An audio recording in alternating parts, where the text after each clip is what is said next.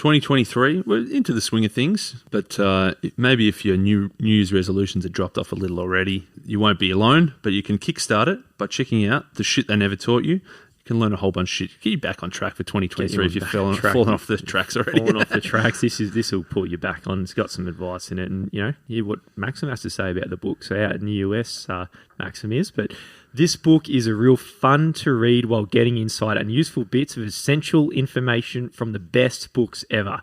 Also helps me to choose on new books and great authors. Be careful though. You'll get addicted on spending lots of money on other good books, and you find yourself in an ocean of new, useful, interesting and fun facts of information that will change and improve your life a lot. It's a bit of a warning. We probably should put a little warning label on. Be careful. You're going to learn a whole bunch of new shit. You're going to become a different person. You're going to be, as Maxim says, an ocean of new, useful, interesting and fun facts and information that will change and improve your life. We probably should put that warning sticker on there because that's exactly what it's going to do. Yeah, and you probably will be spending a lot of money on books. I think the friction we've got at purchasing books is pretty much zero. I'll just go on Amazon. It's like a greasy hill that we just slide down. Yeah. There's no friction whatsoever. No friction whatsoever. And there shouldn't be friction when buying one book. And there shouldn't be any friction when you're buying one book that has 115 books in it. That's it. So go out there and get the shit they never taught you.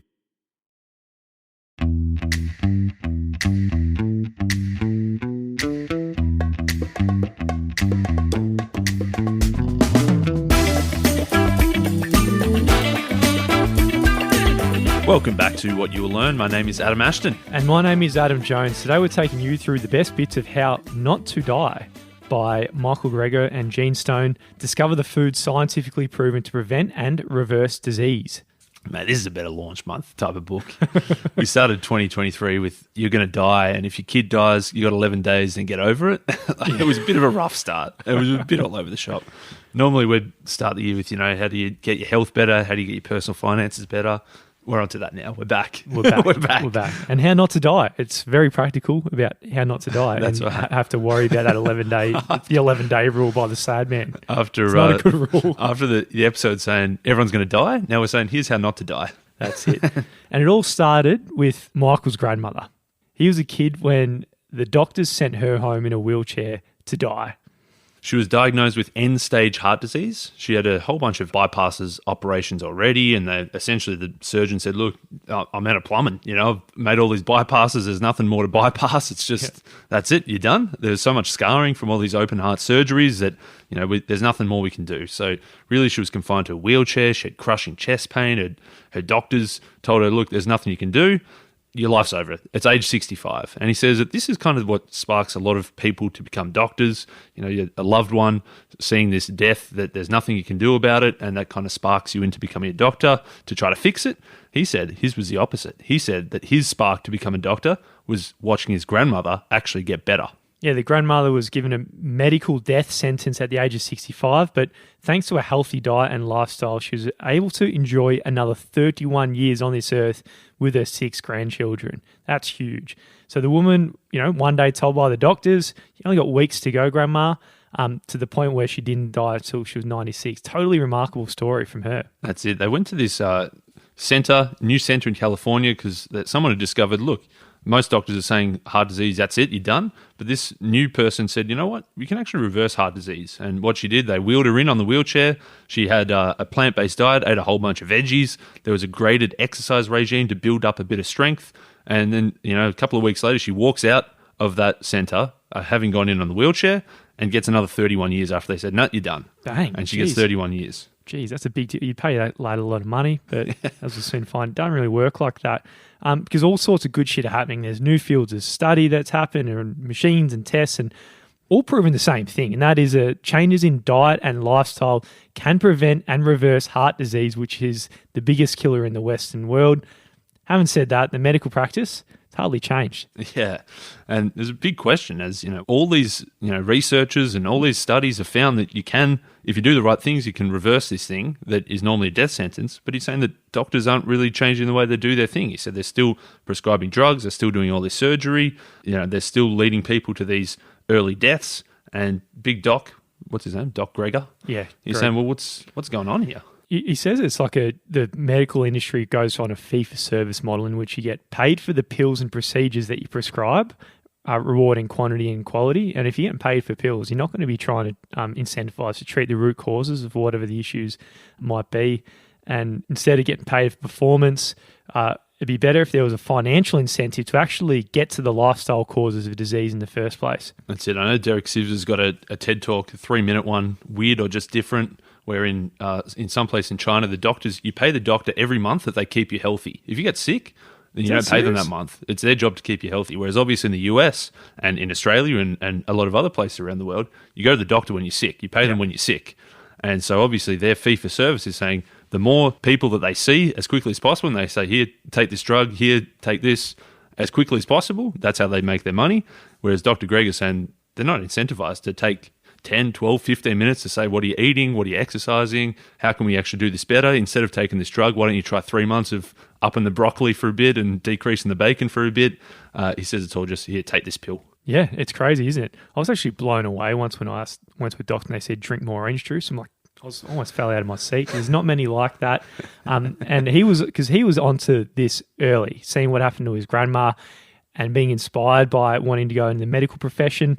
So he went to medical schools and he was disappointed because not a single curriculum had a single dedicated course on nutrition out of all of them. It's bizarre. That's it. And he says in his whole life as a patient before this point, he said there was only one doctor that ever asked about a family member's diet. You know, out of all his brothers and sisters, his parents, his grandparents, nobody ever asked about their diet. The only person that did ask about the diet was the vet.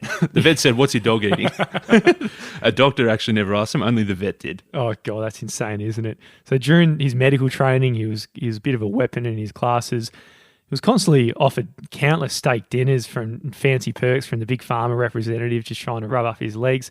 Not once did Big Broccoli give him the call and say, hey, let's go out for a vegan dinner. There was no big sweet potato calling. It was only Big Pharma who just wanted to peddle their drugs. And of course, because that's where all the money is, huge corporate budgets, big advertising campaigns. You'll see all these new drugs.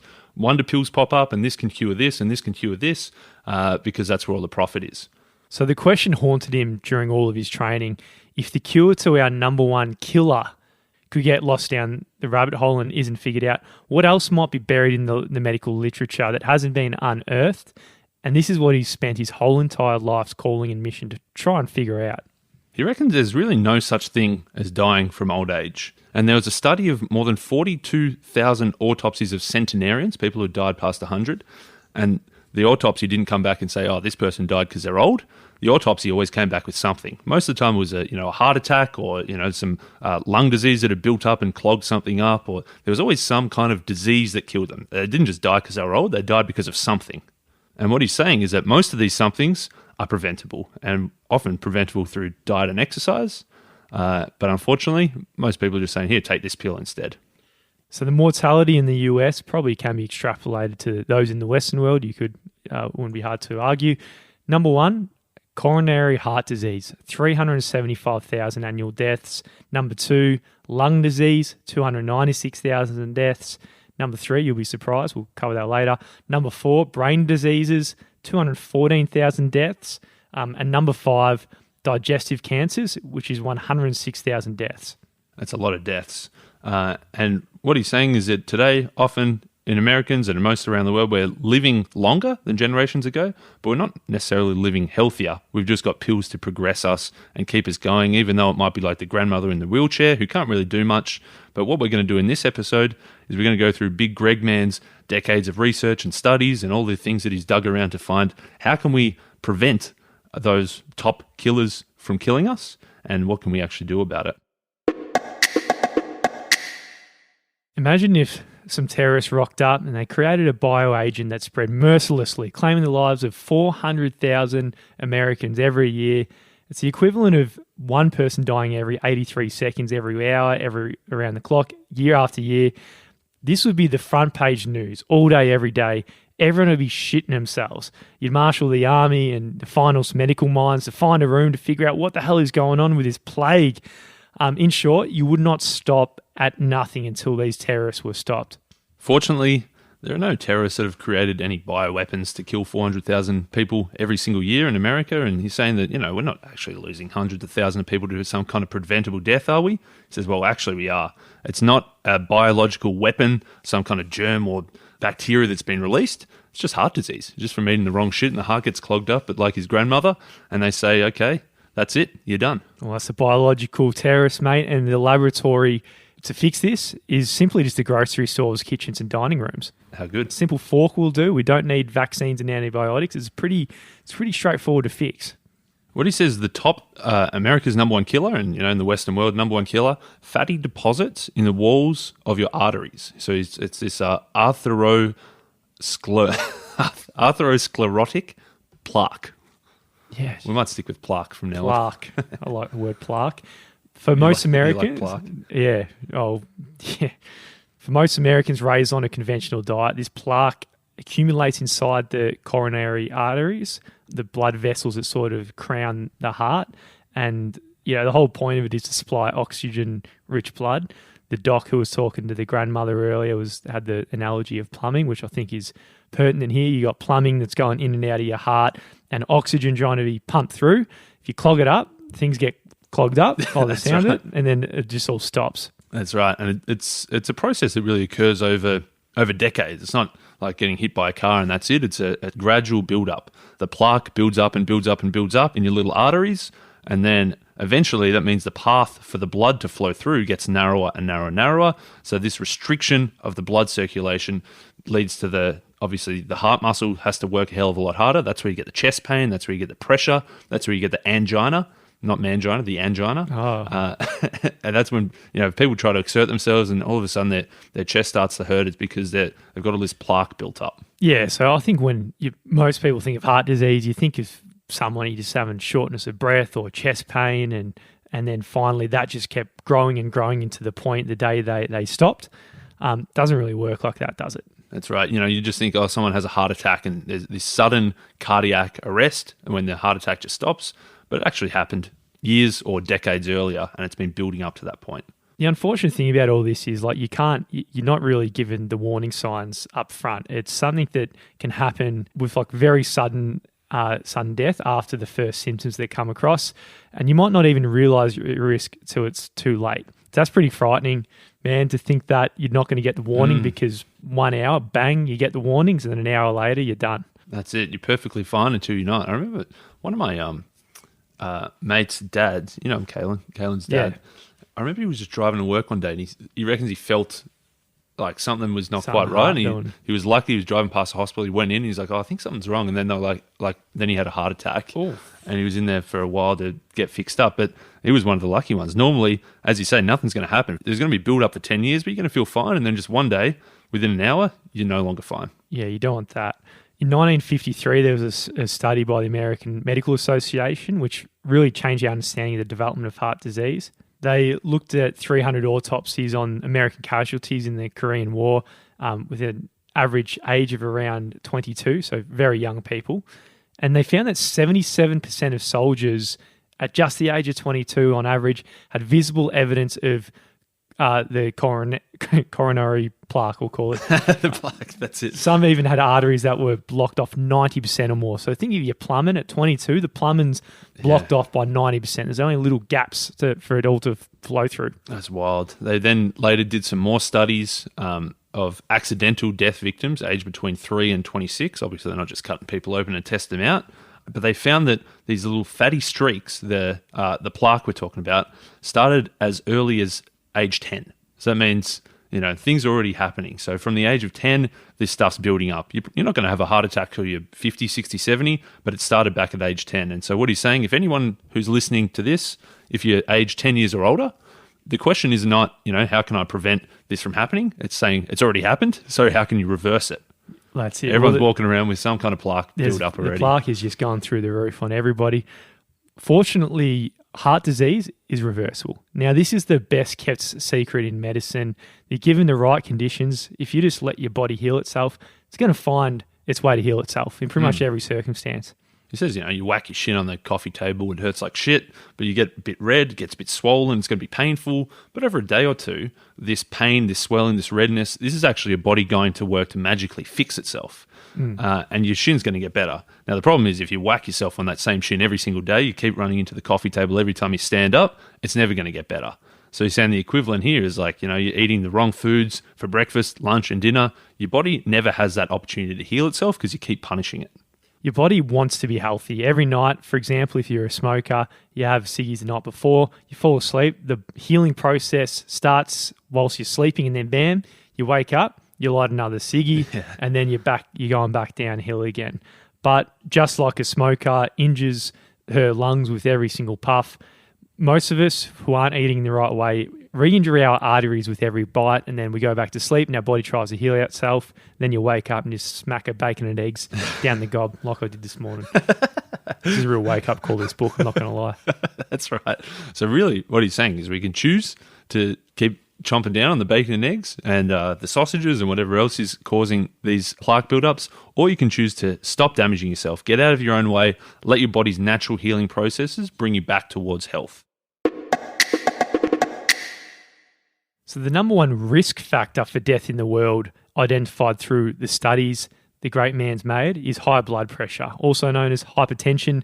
And high blood pressure lays waste to 9 million people worldwide every year.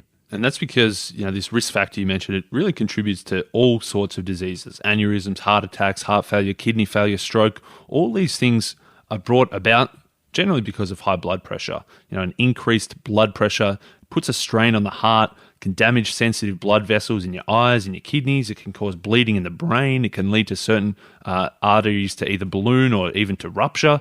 So really this high blood pressure, it's putting a big strain on your system all the time. Now, in the 1920s, there was some really interesting researchers that looked at the blood pressure of 1,000 native Kenyans who ate a low-sodium diet centered around whole plant foods, whole grains, beans, fruit, dark leafy greens, and other vegetables. And then they compared them to the Europeans and Americans as a sample group. What they found was up until about age 40, everyone was pretty similar. The Kenyans, the Europeans, the Americans, everyone had that healthy blood pressure around 120 or 125 over 80. But the thing is, as Westerners aged, their blood pressure went up. But when Kenyans aged, it went down. So the Westerners, we're talking, they had hypertensive blood pressure getting up to 140 over 90, whereas the Kenyans, they went down to like 110 over 70. It's a huge difference there, man. 140 over 90 versus 110 over 70. So obviously the big difference between the two is diet. It's quite simply the diet is the only major difference there. And that means high blood pressure then appears to be a choice. We can choose to be eating the artery bursting Western diet, or we can choose to take off the pressure, quite literally. That's right. And eliminating this primary risk factor for death, all the ones you just mentioned before, Ashto, it's pretty simple. You don't need drugs, scalpels. Again, you just need forks. He says that in the US, there's nearly 78 million people with high blood pressure. So that's about 1 in 3. And obviously, the older you get, the higher your blood pressure gets. But he says the two most prominent dietary risks for this, death and disability from high blood pressure, he says one is not eating enough fruit, and the other big one is eating too much salt. Salt, it's an interesting one, isn't it? I remember I used to not have enough salt because I once fainted because it didn't pump the blood up to my. So now probably since then, about 20 years ago, I've overdone it the other way, thinking I need to eat more salt because I might have gone. One time you fainted 20 years ago, so load the salt up. Load up the salt, and it's probably not working anymore. So salt is a compound, 40% sodium, 60% chloride. It's an essential nutrient, as I found out. But vegetables and natural foods provide the small amounts of sodium that you really need in your diet. The new diet that we're on, where you just you load it up on everything, it just goes a little bit over the top. That's right. Too much salt, too much sodium, it means your body retains a lot more water. And because you've got a lot more fluid running around, then there's a lot of just more pressure. Like you turn the tap on a bit higher, there's more stuff flowing through, then the pressure's going to go up. It makes sense, doesn't it? Yeah. So quite simply, we can get over this salt habit we got. 3 simple things. Just don't add salt at the table. I know we've got salt and pepper crackers on the table. I think most people do. And he says that most people, they don't taste their food to see if it needs salt. They just put the salt on, just assume and just always put salt on. Man, I watched it. I got big into cooking last year, obviously, and there was a Netflix salt, fat, acid, heat and the equivalent cookbook. Mate, she uses so much fucking salt. Oh, really? Mate, I remember that when she was making pasta and they were like, salt the water. And I never used to do it. And then I thought I'd crack a bit of salt in there. Mate, she was taking handfuls and dumping it in the water. Jesus. I reckon her blood pressure must be pretty fucking high with the amount of salt she's There's eating. a lot of fluid just being clogged up in that body over there. But so he says, first, don't add salt at the table, and second, stop adding salt when cooking. And a lot of cookbooks, and Tim Ferriss as well, everything is like Salt. step 2, season add salt and pepper.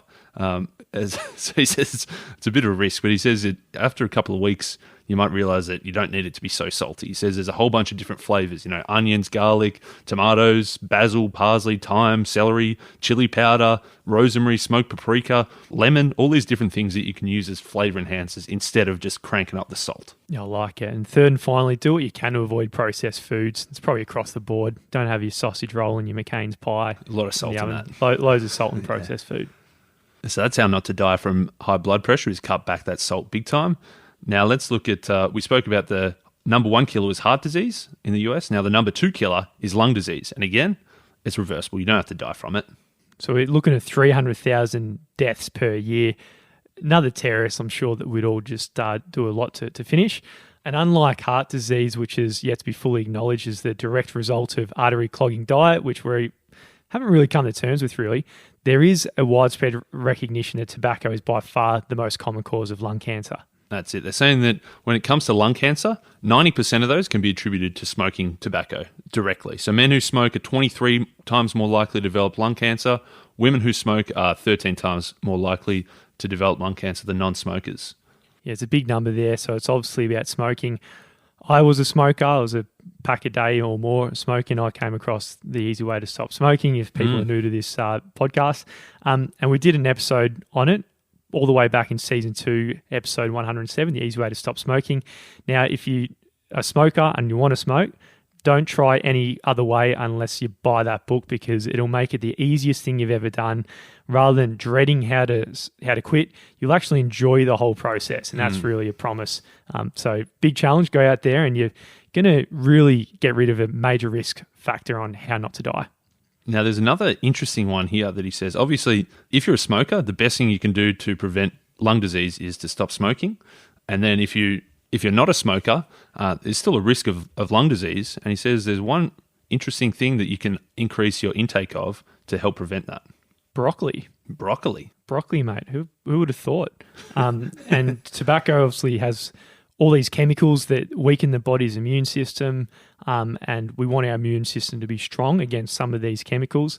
And turns out broccoli is the one that actually can clean up all that crap that's flying around your cells.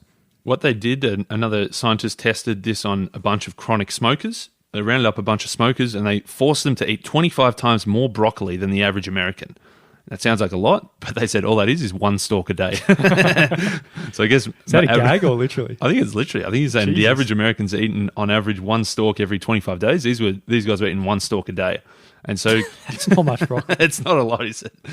It's 1 mouthful. And he's saying compared to the smokers that didn't eat broccoli, the ones who had that 1 stalk of broccoli a day, they suffered 41% fewer DNA mutations in their bloodstream in just 10 days. That's insane. 41% just from a stalk a day of brock. That's wild. Man. So broccoli eaters have significantly less damage. So suggesting eating vegetables like broccoli to be more resilient at a subcellular level. So a big deal with the broccoli. Yeah, the broccoli gets down and dirty, gets right into the cells and fixes DNA mutations. It's crazy. So what we looked at there was how not to die from lung disease. And obviously you're a smoker, stop smoking. Yeah. If you don't want to stop smoking, or if you have stopped smoking and want to reduce the risk further, load up on the old brock. Now let's look at brain disease. There's a whole bunch of different brain diseases here. Let's talk specifically about stroke. In about 90% of strokes, what happens is the blood flow to a specific part of the brain gets cut off, which means it's deprived of oxygen, and really then it kills that part of the brain. It's just this ischemic stroke. We'll just go with stroke. It's a stroke. Now, people who've experienced a brief stroke, you might not only contend with arm or leg weakness, but if you have a major stroke, it's a bigger issue. So you might have paralysis or lose the ability to speak, and sometimes some people might actually die.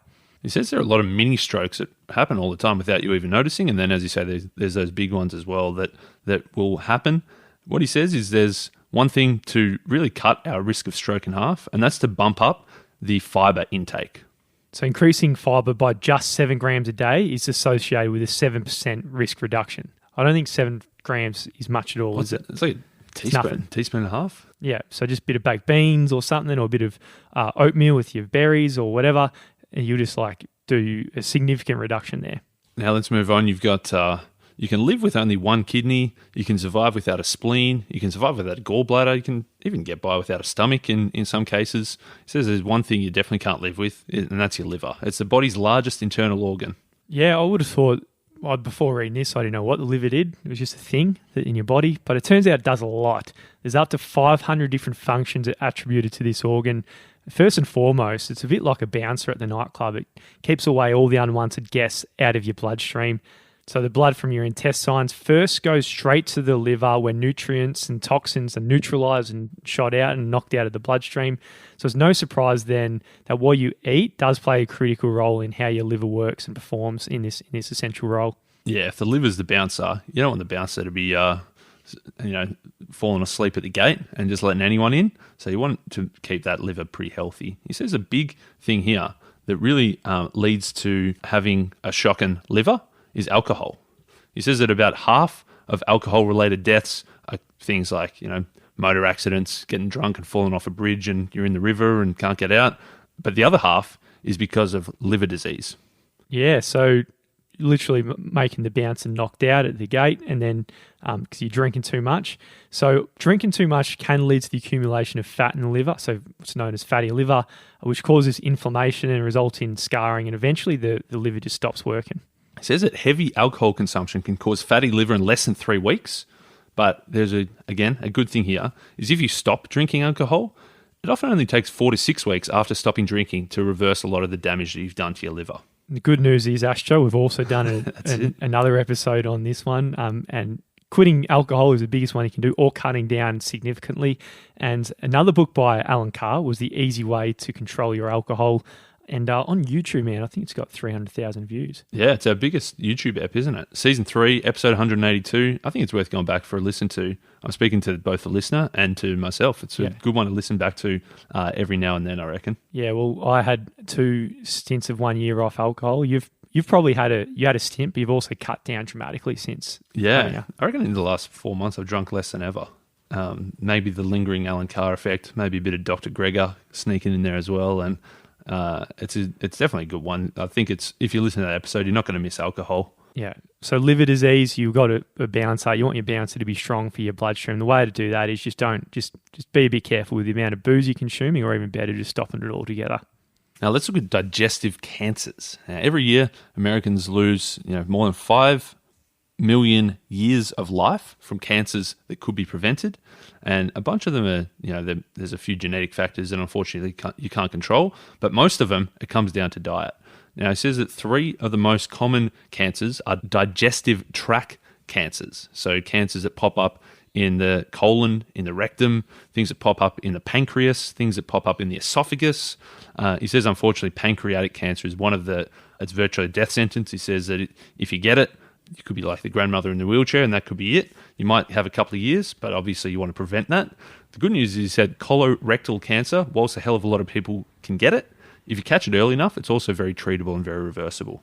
Yeah, there's a super interesting study which underlies the solution in this one, and it is one which looked at India versus the US. So India's GDP is 8 times less that than the US, and 20% live below the poverty line. So you'd think that the US is in a much better position to handle things like this, but it turns out it's not necessarily the case. Yeah, cancer rates in India are much, much, much lower than the US. If we look at... crazy numbers. Yeah, go through them. If you look at women in the US compared to India, women in the US have 10 times more colorectal cancer than women in India, 17 times more lung cancer, 9 times more endometrial cancer and melanoma, 12 times more kidney cancer, 8 times more bladder cancer, 5 times more breast cancer. For blokes in the US, have 11 times more colorectal cancer, 23 times more prostate cancer, 14 times more melanoma, 9 times more kidney cancer, 7 times more lung cancer. Mate, this isn't like 10% more, 20% more. This is 1,000% more. The difference is ridiculous. And they've worked out one small thing that could make all the difference. Why is there such a discrepancy? And what they've kind of pointed to is this one small thing that isn't going to cost you a hell of a lot. It's not going to add too much to the receipt on the shopping bill at the end of the week. All it is turmeric, an Indian spice that they use in cooking all the time. It's got this little thing called curcumin, which is this orange-coloured thing. What he says is very little of the turmeric and the curcumin that you eat gets absorbed into the bloodstream because instead of going into the blood, what it's doing, it's going through your digestive system. And what happens is when that turmeric, it ends up in the colon, it positively benefits the cell lining in your large intestine, and it really prevents cancerous polyps from developing. Yeah, bloody interesting studies there, Ashto. So, we've covered a lot of the big factors, the big puppas that are going to take you out and some of the specific things you can do. But regardless of what we've covered and what you can do, there's always a big meta thing you can do to fix things, because a healthy diet, which is good for your prostate, good for your breasts, good for your heart, good for your liver, good for anything, it's a single diet. And we're going to go through what that is next. Yeah, we've heard a lot of bad shit. You might have been, furiously taking notes, buy more broccoli, eat some turmeric. But we're gonna. I wish it was that easy. I'd just have broccoli and just put turmeric on it, and you're done. There's more to it. There's a bit more to it, but we'll bring it back. As you say, normally, if you go to the doctor because you've got a specific problem, they're going to give you pills to treat that specific problem, and it may help that problem. It may give you some other side effects. If you need help with your liver, they'll give you something for your liver, but it's not going to help your heart. Where he's saying diet. A healthy heart is a healthy liver. The same diet really helps all of these things that we're talking about. So the US government's official dietary guidelines for Americans at the time of when he wrote this book, there's got a chapter, Food Components to Reduce, which lists sugars, calories, cholesterol, saturated fat, sodium and trans fat. At the time, there's 9 so-called shortfall nutrients, of which at least a quarter of the US population isn't reaching an adequate intake. Yeah, so they're saying cut down on all these things. You want to bump up fiber, calcium, magnesium, potassium, vitamin A, C, D, E, K7. But the problem is... It's ridiculous. You can't just go out there and say, I need to eat some vitamin A or I need some more magnesium. Yeah. Obviously, you're going to eat the food that contains that thing. So really those directives is pretty useless in terms of how does that actually dictate what do you do. Mate, I've got no trust in any of these sort of systems that are dictated from the centralised authorities above. Ever since I saw a chocolate Big M have a 4-star health star rating, I'm like, how can I trust anything that comes out of this in future? That's right. You're saying that it's kind of hard to say what's good because it's all in comparison to something, or what's bad. It's, again, nothing's inherently bad unless it's compared to something else that's worse. What he's saying is he's got a really simple version here. A simple traffic light, green, yellow, red. Obviously, green lights are the things you want to eat a lot of. Yellow, you want to have cut back on, and red, you want to try to cut out altogether. So green, simply unprocessed plant foods. Go for your life with them. Fruits, vegetables, berries, nuts, and seeds. And then on the yellow light, he says you got processed plant foods. So things like, tofu, pasta, bread, they're, based on plants, but they've gone through some kind of factory to do something to them. But then also you can include in the yellow lights unprocessed animal food. So, chicken breast, a steak, lamb chops, anything that's just a normal hunk of animal meat. And red light is pretty much my breakfast this morning. So you got bacon, ham, sausages, hot dogs, high fructose, corn syrup, mass-produced veggie burgers, anything like that. Ultra processed foods, whether it be animal or plant foods. Yeah, that's it. So anything that's ultra processed, anything, a sausage, you don't just go out to the field and shoot down a cow and a sausage pops out. That's gone through a hell of a lot of processing. There's a lot of bad shit in there that you don't even want to know is in there, I reckon. Snagging bread. If you don't know how the hell track the supply chain from it, you got no idea, then it's probably not good. That's right. So you're saying obviously you want to minimize anything that's that ultra processed. In fact, you want to really eradicate that as much as possible. You want to minimize the things like the unprocessed animals and the processed plant foods, and you want to maximize the green, just the unprocessed plants. Now, he takes the guidance to one step further with something is involved, and it helps us really play the game of ticking off the boxes to make sure we're really de-risking all of the ways we could possibly die that are the leading causes of death, and he calls it the daily dozen. That's right. The traffic lights is a nice system, but you could easily say, okay, unprocessed plant foods, okay, so that's just potatoes, so I'm just going to chow down potatoes all day, every day. You're probably not really doing yourself justice, so you need a bit more fidelity here, and that's where he's got his daily dozen. So firstly, beans. We can do this 3 times a day. Legumes, which is really all kinds of beans, like soybeans, split peas, don't know what they are, chickpeas, lentils. So while eating a bowl of pea soup or dipping carrots into hummus may not seem like eating beans. It sort of is. That's it. You also, on top of your beans, you want some berries. So 1 serving of either blueberries, raspberries, strawberries, blackberries, cherries, acai berries, cranberries. So you want to add a bit of berries in each day. I'm going to get back on the NutriBullet after this, I think, mate. I'm on it hard. Yeah, are you? Nice. Other fruits, so 3 serves a day. So for other fruits, serving is a medium-sized fruit, a cup of cut-up fruit, or a quarter of a cup of dried fruit. So things like apples, bananas, apricots, avocados, grapefruits, oranges, lemons, limes, mangoes, nectarines, papaya, pineapple, pears, and peaches. You want a serve of cruciferous vegetables every day. So things like broccoli, cabbage, kale, Brussels sprouts, horseradish. You want some of those. On top of the cruciferous vegetables, you also want 1 serve of other greens. So other things like spinach, Swiss chard, beetroot greens, or you can just add more broccoli as well as part of that, I reckon. You also want, on top of your cruciferous vegetables, on top of your greens, you also want 2 serves of other vegetables. So whether that's asparagus, beetroot, capsicum, carrots, corn, your favourite, mushrooms, onions, pumpkin, you want to really round those out. Then you got different seeds like flax seeds and all sorts of macadamias, chia seeds, all the different seeds of the world. Then you got herbs and spices. We've mentioned a lot about turmeric, but there's other herbs and spices you throw in which can also have some help, like cinnamon, chili, not cinnamon donuts, Ashto, chili powder, Yeah, that doesn't count. curry powder, nutmeg, paprika, saffron, cumin. Cumin's always been I think it's cumin. Oh, is it? Oh. Is it? I never knew that. It's definitely not cumin. I think every That's time a I've different asked for episode, it, mate. I've said it. I've said it saying cumin. Anyway, On top of those you rattled off, the flax seeds, the nuts and seeds, the herbs and spices, you also want 3 serves of whole grains. So barley, brown rice, wild rice, oats. It's got popcorn in here. I reckon that's probably not from the movie. That's probably actual popcorn, not like butter and salt and stuff. Quinoa, maybe even a bit of whole wheat pasta as well. then you got beverages, so 5 serves a day. You can have tea's really good, green tea, black tea, coffee, and hot chocolate. Hot chocolate's good, eh? Did you just throw that in? I think he's going back to the big M's. He's going back to the big He M's? saw the 4-star and he just chucked it in his daily dozen. I'm not buying And that. obviously water. You want a hell of a lot of water. And then the interesting one, he says you want to serve of each day is exercise. Obviously not a food, but he says you either need 40 minutes of kind of vigorous activity, whether it's jogging, active sport, playing tennis or something, or if you're not doing that, then you kind of need 90 minutes of moderate intensity. Adding up, you don't need to go for a 90-minute walk, but if you've got a 15-minute walk here and then a 20-minute walk there, and then you do a little bit of gardening for 25 minutes or something, you need to make up your 90 minutes of moderate activity. Yeah, there's a lot of boxes you need to tick off, it seems, but you really just kill as many birds as you can with single stones. Simple peanut butter sandwich with banana in it. You checked off 4 boxes right there. Or if you're having a big salad, you can just go bang. 2 cups of spinach, a handful of arugula, walnuts, a bit of cumin, chickpeas, red bell pepper, and a small tomato. You've done a whole lot there. You got 7 boxes ticked off in that one dish. He says sprinkle some flax seeds on top, add some goji berries. There's another couple of ticks, and then he says if you eat it whilst you're on the treadmill, there's another box ticked as well. So that was probably maybe a bit of a gag. Yeah, it's hard to know if he's being literal or having a gag when he's got things like chocolate milk in here.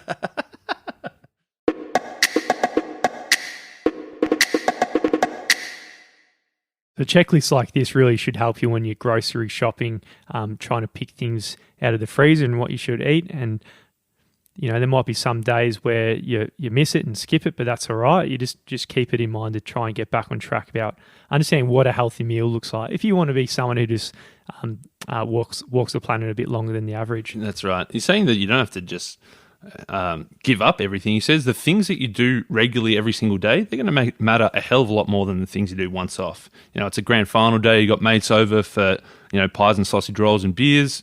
That's probably not too bad as long as you're back on the broccoli the next day. It's Christmas Day.